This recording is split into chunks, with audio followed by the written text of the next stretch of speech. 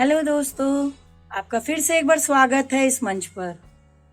कल हमने सीखा बटन लगाना, आज हम सीखेंगे काज बनाना। तो ये है वो बटन और हुक जिसे हमने कल लगाया था। आज हम बनाएंगे बटन होल यानी काज जिसमें ये बटन फिट होगा। आप चाहें तो इसी टुकड़े पर सीख सकते हैं, पर हम आज लेंगे दूसरा टुकड़ा, कारण इस पे काज बना के आपको बटन फिट करके दिखाया जाएगा। ये लगा कर दिखाने में आसानी हो जाएगी और बटन के साइज के अनुसार जो काज हम बनाएंगे उसके नाप लेने में आसानी होगी। तो आइए शुरू करते हैं। ये है हमारा बटन। एक बार फिर से हम बटन लगाने की एक छोटी सी प्रैक्टिस कर लेते हैं। हमने लिया सुई धागा और ध्यान, अब आपने देखा पीछे शायद गांठ सही से नहीं लगा था। गांठ लगा हुआ है पर सही से नहीं लगा है, तो अगर आप गांठ सही से नहीं लगाएंगे तो बटन के आर पार हो जाएगा। तो हम फिर से एक बार गांठ लगाएंगे। गांठ कपड़े से मोटा होना चाहिए। तो चलिए जल्दी से बटन लगा लेते हैं।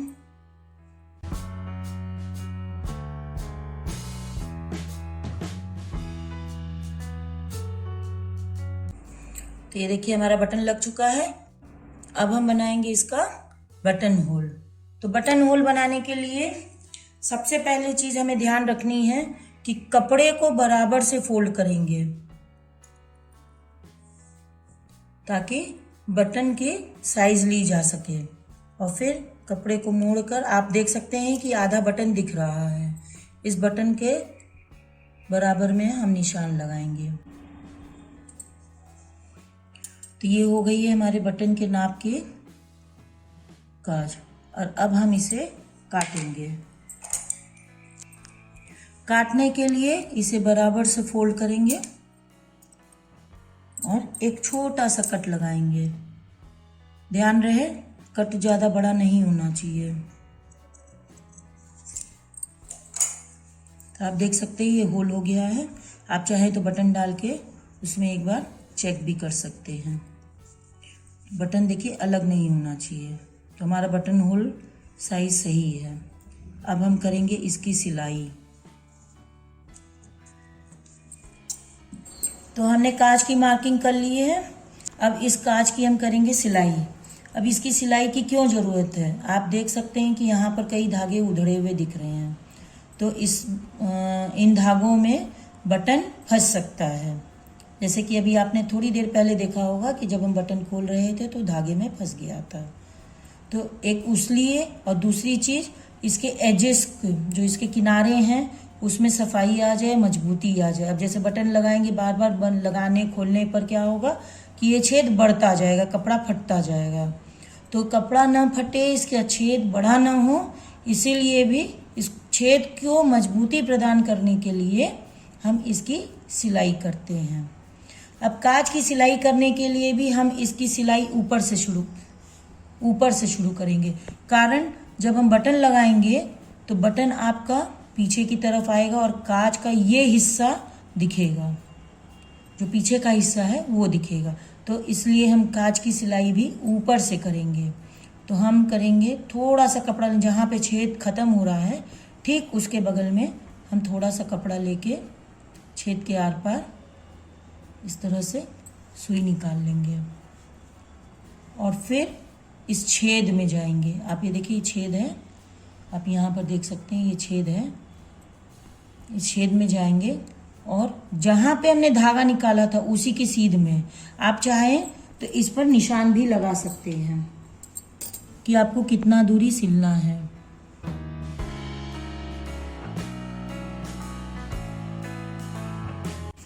तो आप देख सकते हैं कि हमने काज की सिलाई का एरिया मार्क कर लिया है। अभी जितना एरिया मार्क है हमारी सिलाई सिर्फ उतने ही हिस्से में चलेगी। तो अब हम चलते हैं छेद की तरफ। ये छेद है और यहाँ से जहाँ पे हमने धागा निकाला था ठीक उसके करीब, उसके पास, ज़्यादा दूर नहीं। आप देख सकते हैं दूरी कि कितनी दूरी है। ये देखिए आप देख सकते हैं कि कितनी दूरी है। इतनी दूरी पर आप सुई निकालेंगे और जो धागा हमने पहला गांठ लगाया था, इस गांठ को लगाने के लिए अब हम सुई के पीछे से, सुई के नीचे से इस धागे को पूरा रोल करके बाहर करेंगे। तो यहाँ पर एक लूप बनेगा।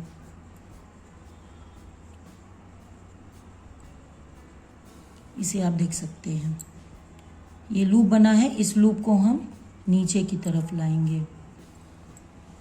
जो गांठ लगेंगी, गांठें नीचे की तरफ लगेंगी। ठीक इसी तरह से हम दूसरा टाका लेंगे। ध्यान रखिएगा कि जहां आपने निशान लगाया है वहीं पे होगा। और फिर हम सुई के नीचे से रोल करके इसको गांठ लगाएंगे। ये एक लूप तैयार होगा। जब आप इसको करेंगे तो एक लूप तैयार होगा। ये तो आप देख सकते हैं, ये एक लूप तैयार हुआ है सीख की तरह से।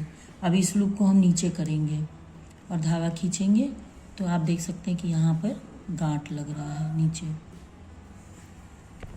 इसी तरह से हम पूरी सिलाई करेंगे।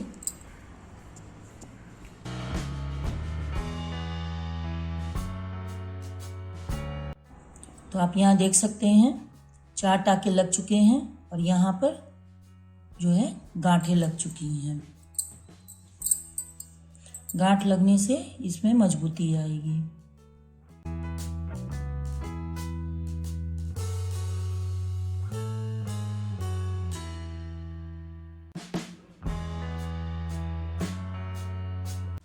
चूंकि हम उसी चीज को बार बार दोहरा रहे हैं, तो आप चाहें तो एक तो प्रक्रिया ये है कि आप धागे को ऊपर रखिए। हमेशा आपका धागा ऊपर होना चाहिए। और जब आप सुई निकाल रहे हैं तो इसको पीछे से बार बार लेने की जरूरत नहीं है। आपकी ये लूप है ऊपर ही रहेगी। आप इसे उसी तरह खींच भी सकते हैं। अंत में वो लूप का धागा नीचे आएगा। और चूंकि आप बार बार गोल कर रहे हैं तो हो सकता है कि उसमें गांठें पड़नी शुरू हो जाए, तो थोड़ा सा सुई को रोल कर लीजिए। अब आप देख सकते हैं कि इसमें एक लूप छोटी हो गई, एक धागा खींच के बड़ा हो गया। तो आप ये खींच लिए, देखिए एक धागा रह गया, एक धागा खींच गया, एक धागा रह गया। ये कारण ये है कि हम बार बार धागे को रोल कर रहे हैं तो इसमें गांठें लगती जा रही।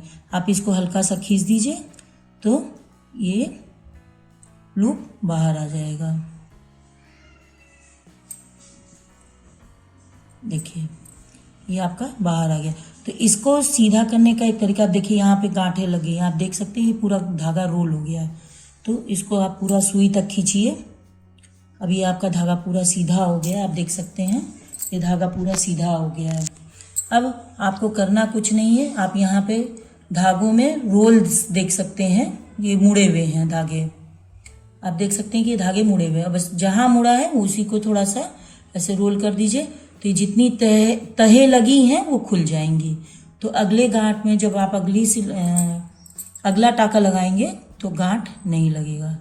तो जैसे हमने अभी धागे को सीधा कर लिया है, तो देख सकते हैं आप इसमें देखिए कोई गांठ नहीं लगा है, कोई लूप नहीं बनी है। तो इस तरह से आप सुई को थोड़ा थोड़ा रोटेट करते रहेंगे तो गांठें नहीं पड़ेंगी।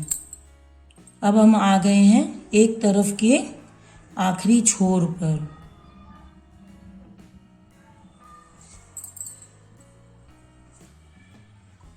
देखिए गलती से छूट गया था, तो अब हमको इस लूप में ये पहनाना होगा। तो ये आ गए हम एक छोर पे। अब आप देख सकते हैं यहाँ धागा टाका, यहाँ कपड़े की कटाई खत्म हो गई है। अब हम फिर से ये ऊपर लेंगे धागे को और नीचे की तरफ से, देखिए ये ऊपर की मार्किंग थी, ये नीचे की मार्किंग है। नीचे की मार्किंग से ऊपर के मार्किंग तक हम कपड़ा लेंगे।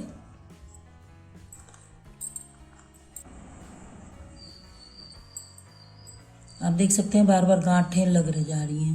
तो इस चीज़ का ध्यान रखना है कि हमें ये तह खोलते रहना है। इसमें आप देख सकते हैं कि कितनी ज़बरदस्त गांठें लगे हैं। तो अब हम इसको सुई को रोल कर देंगे तो आप देख सकते हैं, देखिए तहें खुल रही हैं। अब धागा आपका पूरी तरह से सीधा हो गया।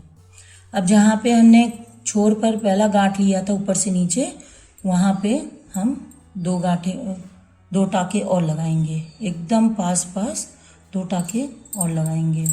अब हम इसका लूप रखेंगे नीचे, क्योंकि हम घुमाएंगे अब तो इसका लूप रहेगा नीचे। ये है यहाँ पे। अब हम अपने कपड़े को घुमाएंगे और ठीक जैसे पहले साइड सिले थे उसी तरह से यहाँ पर भी हम सिलाई करेंगे।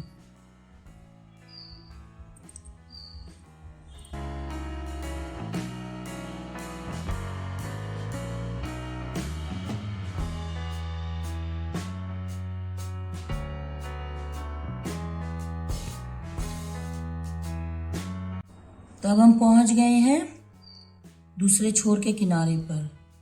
यहाँ भी हम उसी तरह गांठ लगाएंगे जैसे कि इस छोर पर लगाए थे हमने, नीचे से लेके पूरा ऊपर तक।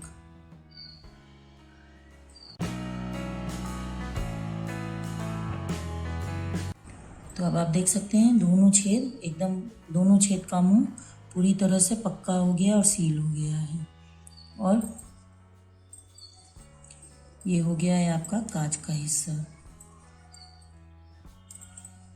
अब हम लगाएंगे गांठ।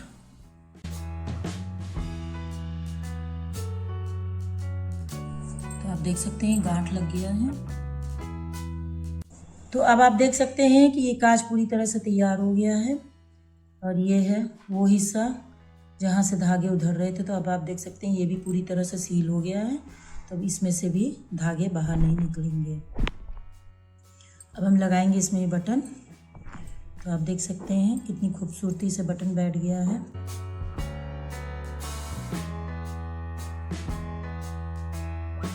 देख सकते हैं कि पूरा अच्छे से बटन बैठ गया, पूरे साइज का है, न छोटा है न बड़ा है।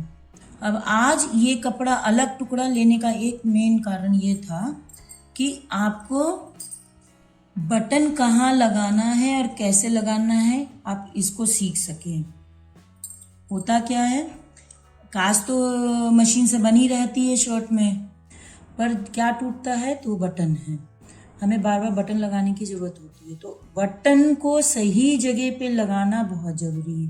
तो इसके लिए हम क्या करते हैं, हम कपड़े को फोल्ड करते हैं। आप देख सकते हैं ये ऊपर से बराबर से फोल्ड हो गया है, कहीं से भी देखिए छोटा बड़ा नहीं, आप यहाँ से भी देख सकते हैं पूरी तरह से अच्छे से फोल्ड हो गया है। अब जब फोल्ड कर लेंगे तो आप एक काज देख रहे हैं, इसका छेद दिख रहा है, इस छेद में हम लगाएंगे। देखिए कपड़ा बराबर है, ये ध्यान रखिएगा कपड़ा हमेशा बराबर रहे। इस छेद में हम लगाएंगे निशान, जिससे हमें पता चलेगा बटन कहाँ लगाना है। ठीक सही जगह पे बटन लगना चाहिए। तो आप देख सकते हैं ये बटन एक ठीक उसी जगह पे लगा हुआ है, तो इसका मतलब हमने बटन सही जगह पे लगाया हुआ है।